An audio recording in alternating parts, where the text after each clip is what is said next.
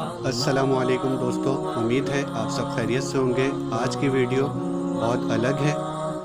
Video को पूरा देखिएगा और कमेंट्स में अपनी राय का इजहार करके बताएं कि वीडियो कैसी है। चलें आए वीडियो शुरू करते हैं।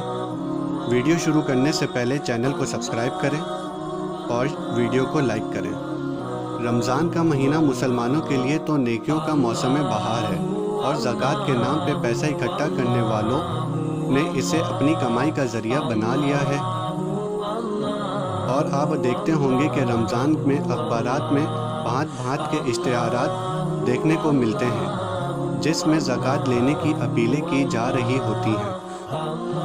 DTI का ये आलम होता है कि गुर्दों के मरीज़ों के लिए डायलिसिस के नाम पर ज़कात मतलूब की जा रही है, इस दावे के साथ कि कराची, लाहौर और फैसलाबाद में हज़ारों मरीज़ों के डायलिसिस किए जा रहे हैं, मगर इश्तिहारात में कोई पता नहीं लिखा हुआ होता कि ये इदारे कहाँ हैं और हज़ारों मरीज़ों के डायलिसिस किस हस्पताल में और किस इलाके में हो रहे हैं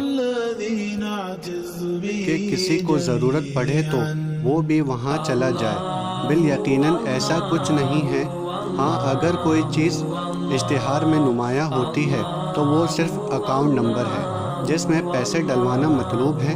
इसी तरह बच्चों के लिए कैंसर हॉस्पिटल कायम करने का इश्तिहार भी देखने को मिलते हैं और चित्राल में जामा मस्जिद और मदरसे कायम किए जा रहे हैं।